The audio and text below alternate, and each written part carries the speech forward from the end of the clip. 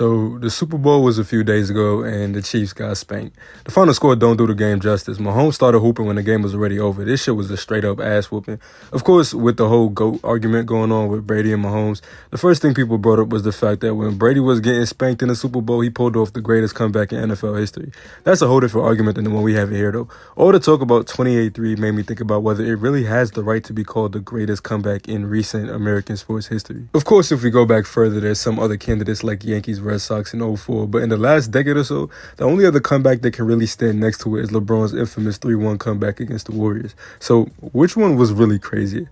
Well, let's go back and have a look. The Cavs were 57-25 and first in the Eastern Conference. The only All-Star on their roster was Braun, but there got to be an asterisk next to that because the only reason Kyrie didn't make it was because he missed a large chunk at the beginning of the season. They also had an All-Star caliber player in Kevin Love. Outside of them, they had JR before he became a meme and a couple other solid role players like Tristan Thompson, Matthew Dellavedova, and Iman Shumpert. They swept the Pistons and the Hawks before dispatching Toronto in 6 in the conference finals. Meanwhile, the Warriors literally just had the greatest regular season in league history. Started 24-0, finished with a record 73 wins, had 3 All-Stars in the league MVP. Curry just averaged 30 on 50, 45, 90 shooting splits. Draymond came in second in Defensive Player of the Year voting. Klay averaged 22, shooting 42% from 3. They had walked through the Rockets and the Trailblazers before pulling off that 3-1 comeback against the Thunder in the conference finals to get to the chip.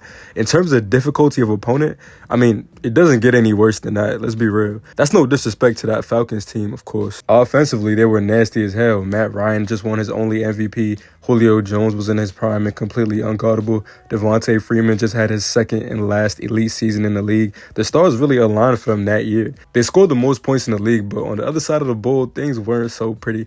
I think they were around like bottom 5 in points allowed. Despite that, they still slaughtered everyone in the playoffs. They hung 36 on an admittedly washed Legion of Boom and then slapped 44 on the Packers in the NFC Championship.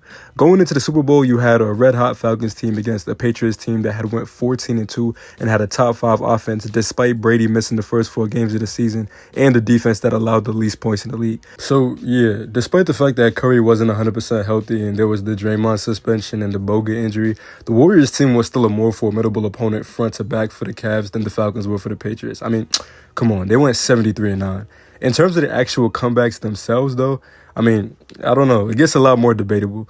Every few years, I start to forget just how ridiculous 28-3 was, and I go back and watch the full game and get reminded of just how much bare bullshit occurred in that second half. That was the game that convinced me that Tom Brady was either doing dark magic or he was Satan himself. That first half, he was straight up shitting himself. Nothing was going right for the Patriots. He was missing throws he usually makes with his eyes closed. LeGarrette Blount got stripped on one of his first carries of the game. The Falcons' defensive line had the performance of their lives. Grady Jarrett had 3 sacks the entire season and then plowed the Patriots O-line for 3 hours straight. Even after the comeback started, he was still consistently getting pressure on Brady. He had an all-timer game.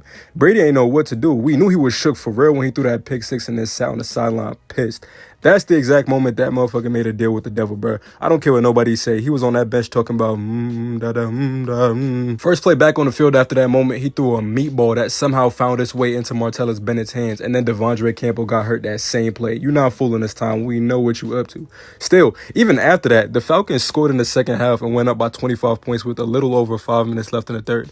How the fuck do you fumble the game from this position? People like to blame the Falcons' defense for this, but it literally wasn't fully their fault. The Falcons' offense completely shut down. The play calling was horrible, and they kept giving the ball right back to New England. The Falcons' defense did all they can, and they can only do so much. This is one of the greatest quarterbacks in league history we talking about here. You can't let him keep having the ball and expect them to keep stopping him. Ryan's fumble was the worst turnover of all. He literally handed Brady the ball with like 20 or 30 yards to go and all the momentum. Their last drive was the most frustrating one though. How do you get all the way to their 22 and then don't even manage to get a field goal attempt? It was the most bogus shit ever, bro. Matt Ryan took the dumbest sack of all time, and then a holding penalty made it 3rd and more than 30. I've never seen lower IQ on display in my life, bro. It was the most bozo shit since passing the ball on the 1. It's like niggas go up against Brady and turn slow as hell. And then all of a sudden the Patriots had every inch of luck in the world. What do you mean Edelman caught the ball off a nigga's leg?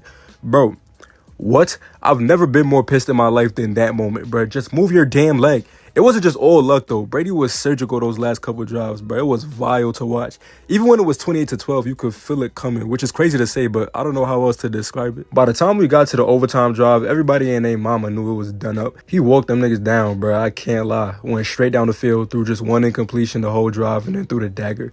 It was one of the toughest things I've ever watched in my life. You could smell the fear coming from the Falcons sideline the entire fourth quarter and overtime. Shit was sickening.